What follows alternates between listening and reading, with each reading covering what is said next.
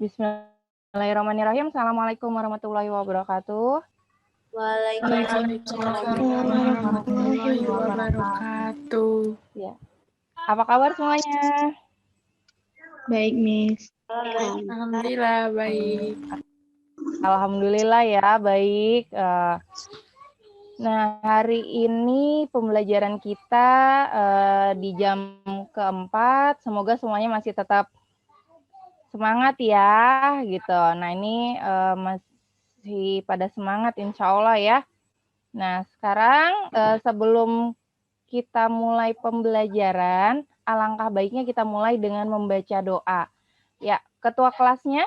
Allahumma akrimna binuril fahmi wa akhrijna minaz zulumati wahmi waftah lana abwaaba rahmatika wansyur alaina hikmataka ya arhamar rahimin. Oke, terima kasih Sabila yang sudah memimpin doa untuk hari ini. Nah, sebelum kita mulai pembelajaran hari ini, seperti biasa kita absen terlebih dahulu ya. Oke, Nindya, Hadirah Ustazah. Dita Septiana, Hadirah Ustazah. Takia, Hadirah Ustazah. Alvita, Hadirah Ustazah. Zahra Valerina, Hadirah Ustazah. Naura Zahra. Hadirah Ustazah. Oke, ada yang belum di absen? Sudah ya, sudah saya absen semua. Oke. Di sini saya sudah memposting pembelajaran kita hari ini ya. Jadi hari ini kita mempelajari PPT tentang isotop gitu. Nah, di sini ada juga modulnya yang bisa kalian pelajari. Terus di sini ada LKPD, nanti berisi tugas-tugas kita untuk kita kerjakan secara berkelompok. Nah, ini modul bahan ajar yang bisa kalian baca gitu ya di PPT bahan presentasi kita. Nah, terus selanjutnya sebelum kita mulai hari ini, saya ingin kalian melakukan pretest terlebih dahulu. Nah, nih ya, pretestnya sudah saya share di Google Classroom. Bisa kalian klik nih linknya, bisa kalian kerjakan. Nah, itu ya. Nah, ini nanti tinggal kalian cocokkan saja. Nah, ini apakah yang mendeteksi kanker itu menggunakan apa sinar beta? Kalian tinggal cocokin aja nih. Tuh, tinggal digeser. Oh, kalau kalian nggak mau, ternyata bukan ini nih. Atau menurut kalian yang ini, ya tinggal kalian sesuaikan jawabannya saja. Nah, nanti kalau misalkan ini sudah, baru kalian submit jawabannya. Oke, saya kasih waktu 5 menit ya untuk mengerjakan ini terlebih dahulu. Sementara yang waktunya tercepat itu Karina ya. Oke, berarti artinya kalian sudah membaca materi yang sebelum semalam udah membaca materinya, gitu kan ya? Oke. Nah, sekarang kita lihat dulu nih materi kita hari ini. Oke, materi kita hari ini yaitu adalah isotop, isoton, dan juga isobar ya. Nah, di sini bisa kalian lihat tadi kita sudah melakukan pretest sementara gitu untuk mengetahui kalian apakah sudah membaca atau belum gitu ya. Di sini kita bisa lihat kompetensi dasar pembelajaran kita hari ini yaitu menganalisis perkembangan model atom dari Thomson dan mekanika gelombang. Nah, ini masih 1 KD dari pertemuan yang pertama kemarin. Nah, di sini bedanya adalah di bagian indikator. Nah, untuk hari ini indikator kita adalah menentukan unsur yang tergolong isotop, isobar, dan juga isoton. Terus selanjutnya menganalisis perbedaan isotop, isoton, dan isobar. Terus menganalisis manfaat isotop dalam kehidupan sehari-hari dan menentukan kelimpahan isotop di alam. Nah, untuk tujuan pembelajarannya, kalian diharapkan dengan menggunakan problem based learning, dengan berdiskusi, tanya jawab, dan juga presentasi, kalian diharapkan menganalisis manfaat isotop dalam kehidupan sehari-hari. Sehingga kalian bisa mengembangkan rasa ingin tahu, kerjasama, dan juga tanggung jawab ya. Dari presentasi itu, nanti kalian bisa menggali rasa ingin tahu kalian, kerjasama, maupun tanggung jawab kalian. Nah, di sini materi pokok kita adalah isotop, isoton, dan juga isobar. Terus ada juga manfaat isotop dalam kehidupan sehari-hari, dan juga kelimpahan isotop. Nah, ini materi kita hari ini. Nah, di sini teknik penilaiannya itu ada 3. Pertama tadi kita sudah melakukan pretest untuk mengukur pengetahuan awal kalian. Nah, nanti kita juga akan melakukan diskusi kelompok dan juga presentasi. Nah, di akhirnya nanti kita akan melakukan post-test dengan menggunakan quizzes. Oke.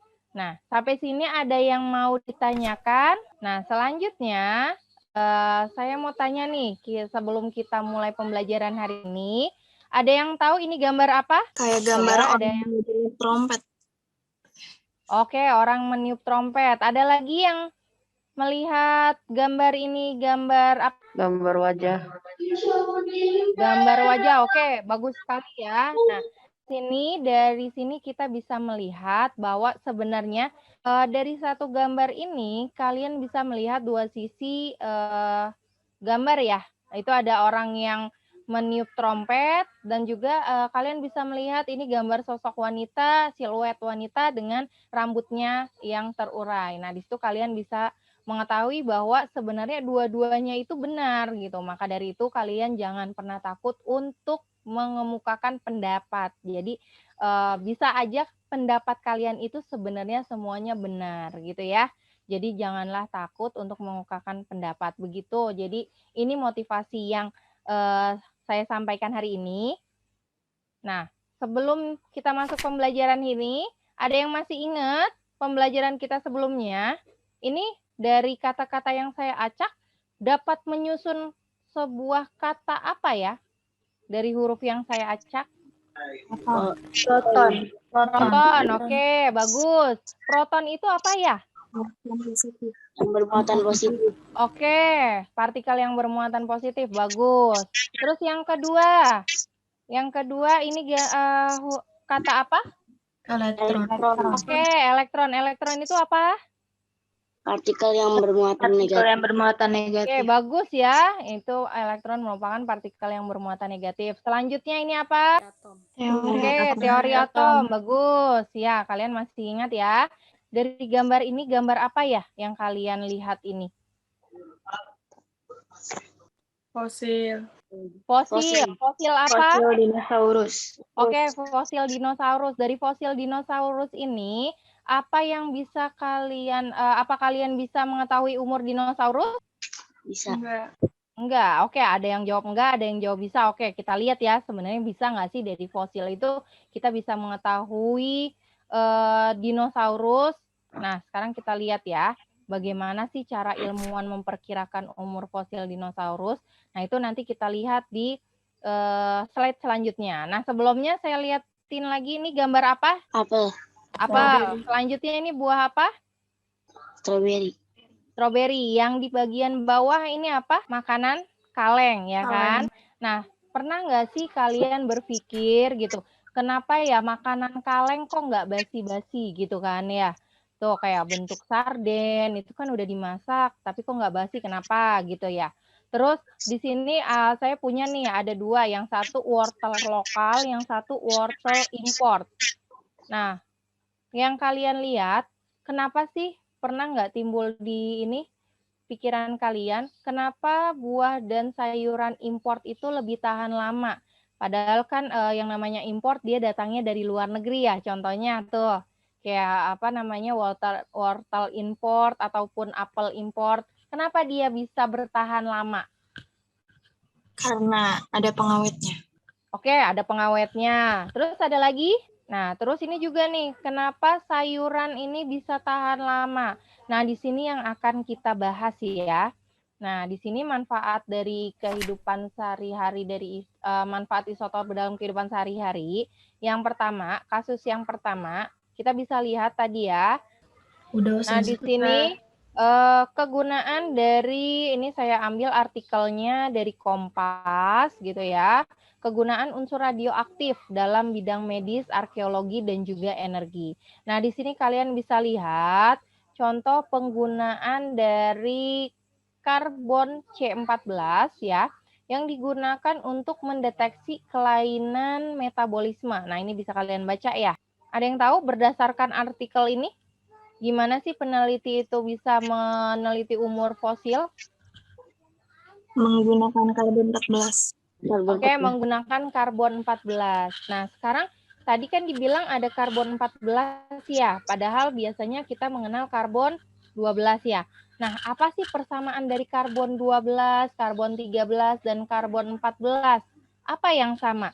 Kalian lihat di tabel periodik, yang sama di antara mereka itu apa? Oke, bagus. Nomor atom ya. Nah, ini ada 3 video. Video yang pertama tentang bagaimana kita bisa menentukan umur dari suatu fosil.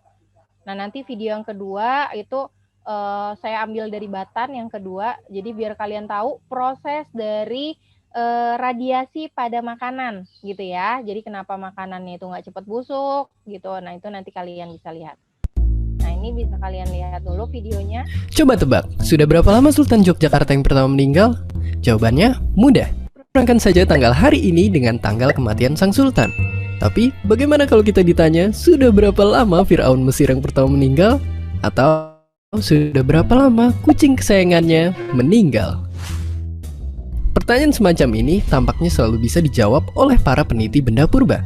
Buktinya, setiap peninggalan bersejarah yang kita lihat di museum selalu ada keterangan umurnya.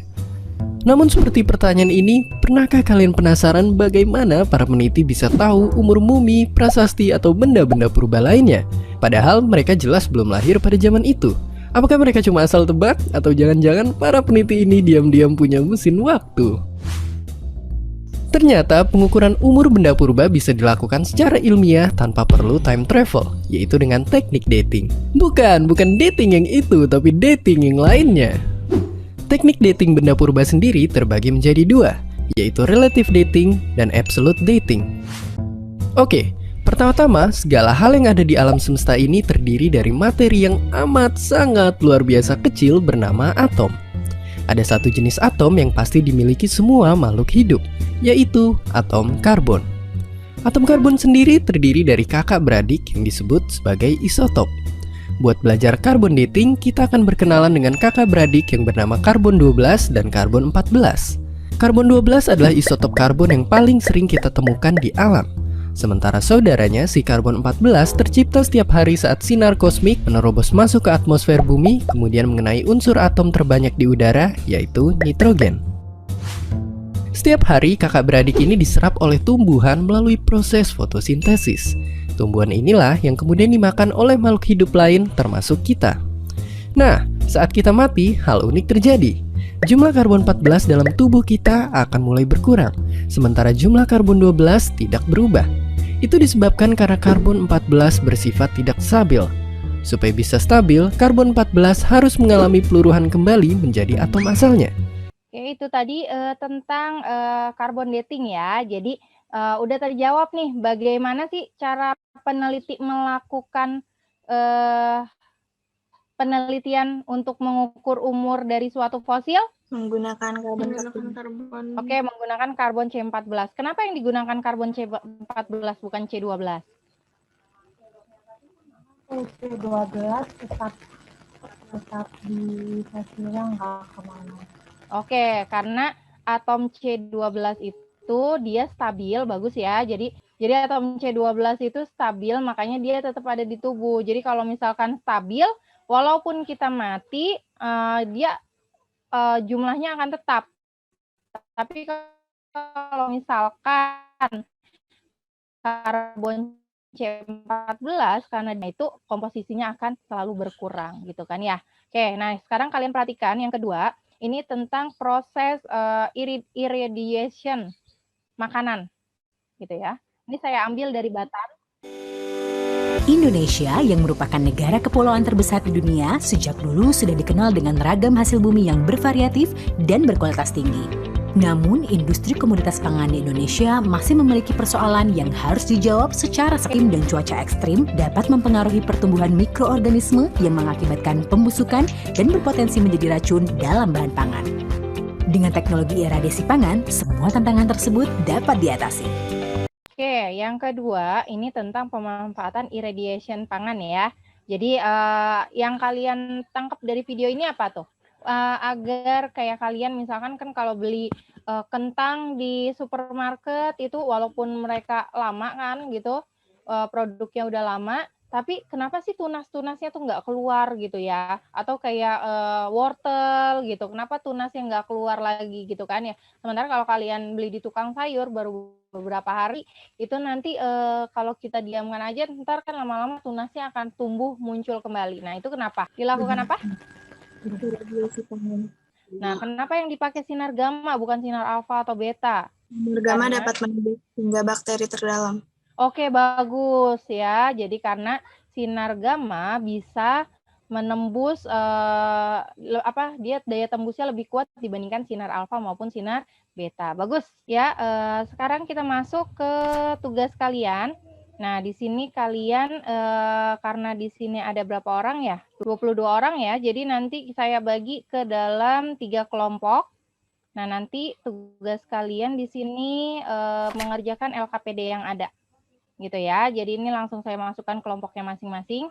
Nah, nanti kalau misalkan kalian ada notif dari Zoom-nya, langsung kalian klik join aja ya. Ditunggu saya masukkan kelompoknya masing-masing. Nah, ini nanti kalian kerjakan. Nah, ini nanti tugas kalian. Tugas kalian ke sini kerjain nih ya. LKPD-nya udah saya share di Google Classroom, bisa kalian download dulu. Oke, nah nanti terus ini ada tugas yang kedua. Nah, ini ada kalian kelompokkan mana yang isotop, isobar, dan kalian tulis dari pengamatan ini mana yang termasuk ke isotop, isoton, dan isobar. Nah, terus ini juga ada, nah kalian amati nih, ini kan ada isotop. Nah, berarti isotop tuh tadi dari hasil yang sebelumnya kalian jawab apa. Nih ya, berarti kalau isotop tuh apa yang sama, isobar apa. Nah, ini kalian itu. Nah, terus ini juga kalian kelompokkan, masukkan. Nah, ini baru kalian isi berapa sih dari yang soal yang ini nih, yang ketiga. Kalian isi atomnya apa, nah tulis jumlah elektron, proton, dan juga neutron, baru dibuat kesimpulan. Oke, kelompok 1 nih, udah sampai mana diskusinya? Apa sudah selesai? Nah, ini coba kalian lihat. Di sini isotop, isoton, isobar dalam kehidupan bidang kedokteran ya. Nah, ini coba kalian lihat. Nah, di sini kalau menurut kalian ini ada natrium 24 dan juga natrium 23. Nah, biasanya kita mengenal nomor massa dari natrium itu adalah 23. Nah, di sini bagaimana kalian bisa menjelaskan fenomena ini? Kenapa ada natrium 24 sama natrium 23? Berarti di sini yang samanya itu adalah nomor massa atau nomor atom? Nomor atom. Oke, atom ya. Oke, nah berarti yang membedakan itu adalah apa?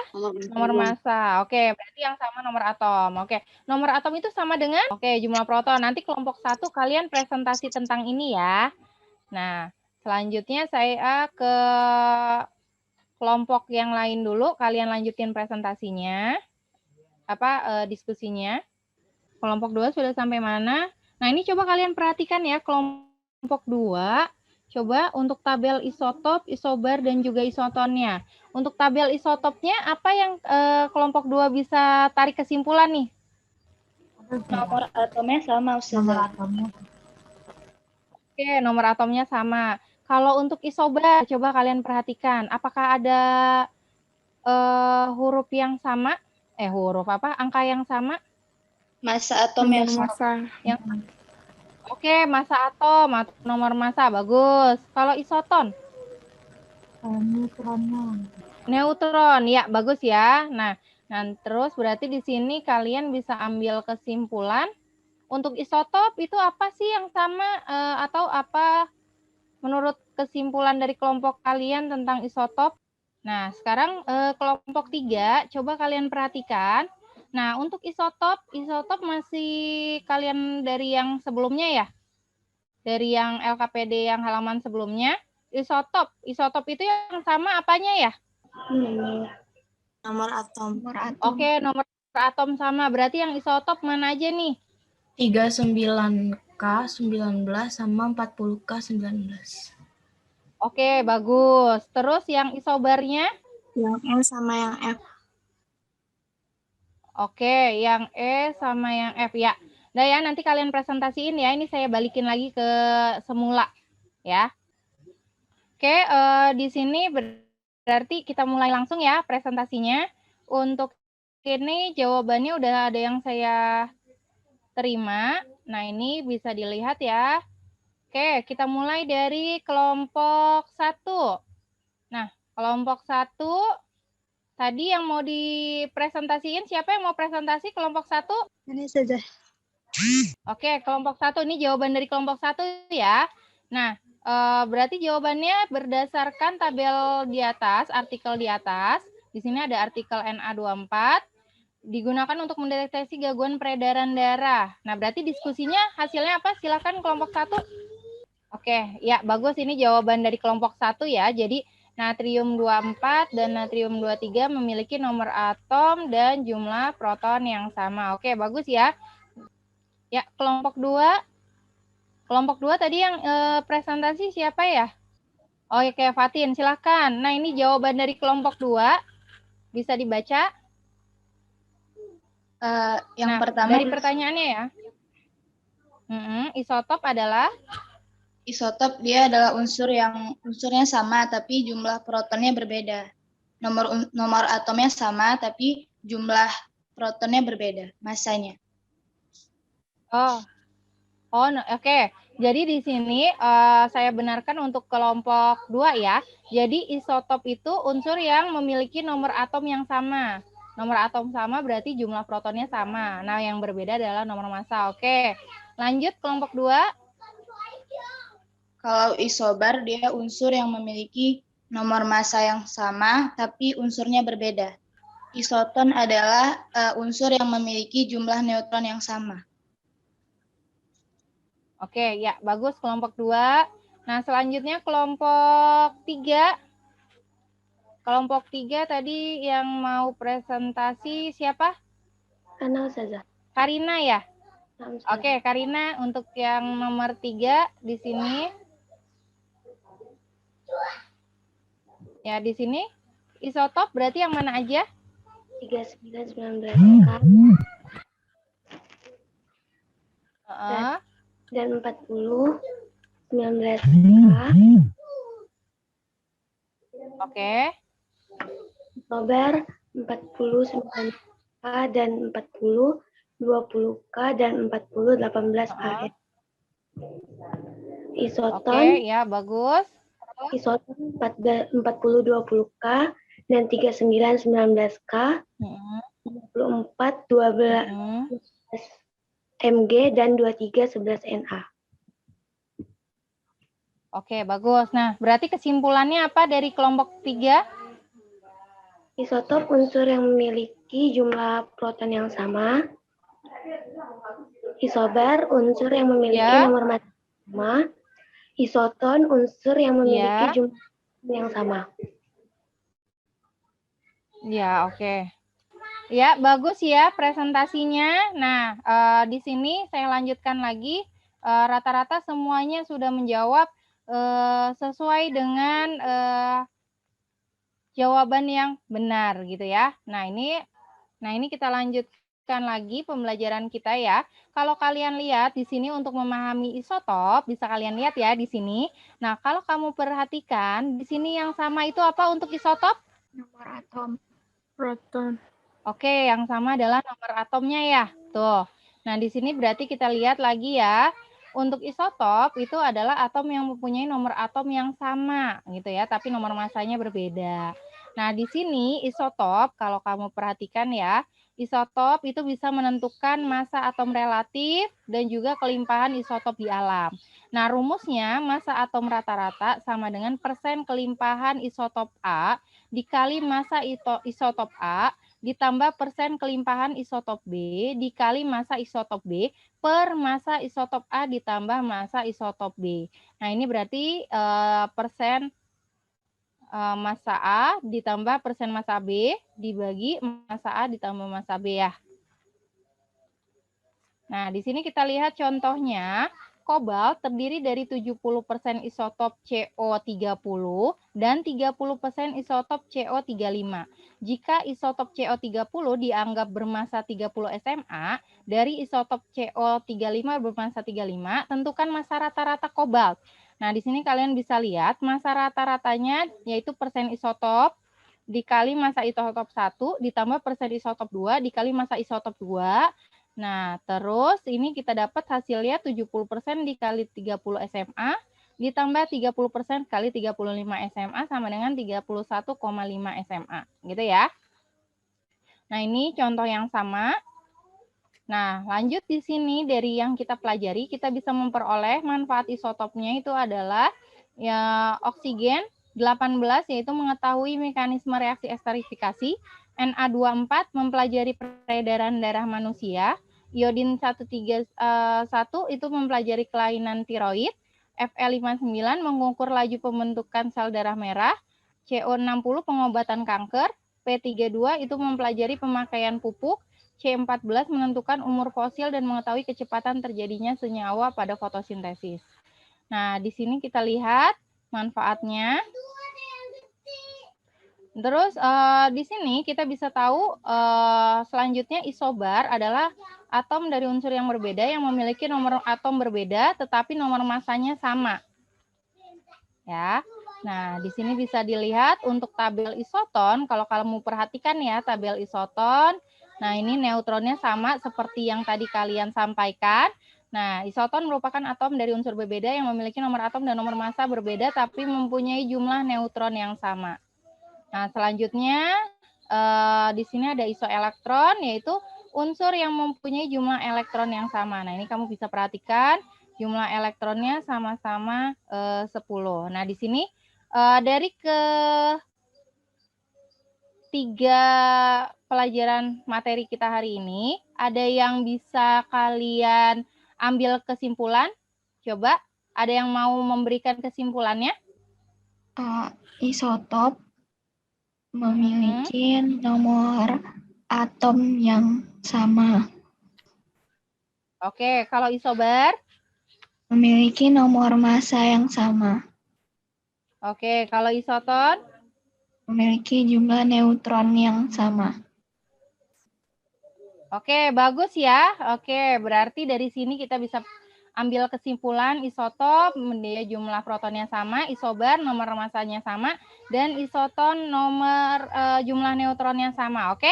Nah, dari pembelajaran hari ini, kita akan mengadakan post-test terlebih dahulu ya. Post-testnya kalian bisa join ke Zoom kalian, GCR kalian masing-masing.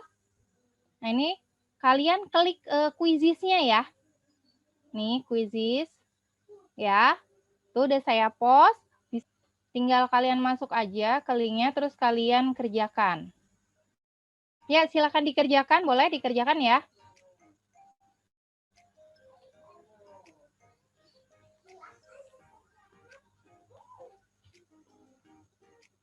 Ini untuk yang ini udah selesai ya, Zoom quizisnya. Quizisnya udah selesai. Nah, alhamdulillah udah ada beberapa yang nilainya di atas KKM. Nah, untuk yang masih nilainya di bawah KKM, semoga di pertemuan selanjutnya nanti nilainya bisa di atas KKM ya. Nah, itu mungkin ada beberapa faktor ya. Ada faktor yang sinyalnya tiba-tiba keputus atau apa gitu. Oke. Nah, untuk pembelajaran kita hari ini udah menyelesaikan tentang isotop gitu ya. Nah, dari pembelajaran hari ini, apa sih yang paling kalian suka dari pembelajaran hari ini? Ada yang kalian paling sukai dari pembelajaran hari ini apa? Ada yang mau mengemukakan? Kuisnya, Ustazah. Kuisnya, oke, bagus ya. Terus ada lagi? Oke, ya sudah. Nah, untuk pembelajaran selanjutnya, kita akan mempelajari tentang konfigurasi elektron. Jadi nanti sebelumnya akan saya share materi, nah bisa kalian baca-baca dulu ya. Nah, terus untuk pembelajaran kita hari ini, alhamdulillah sudah kita selesaikan. Nah, boleh ditutup dengan doa. Nah, tadi kan yang udah memimpin, coba sekarang satu orang yang saya mau suruh memimpin doa. Takia, coba Takia. Pimpin doa. Mari kita tutup. Untuk teman-temannya. Tutup pertemuan kali ini dengan membaca hamdalah dan doa kafaratul majlis. Alhamdulillahirabbil alamin. Subhanakallahumma wa bihamdik asyhadu an la ilaha illa anta astaghfiruka wa atubu ilaik. Ya, terima kasih Takia sudah memimpin doa tuh semua. Jangan lupa tetap jaga protokol kesehatannya ya. Jangan lupa tetap pakai masker, jaga jarak, dan juga sering-sering mencuci tangan. Semoga semua tetap dalam keadaan sehat. Dan sekian pertemuan kita hari ini. Assalamualaikum warahmatullahi wabarakatuh. Waalaikumsalam warahmatullahi wabarakatuh.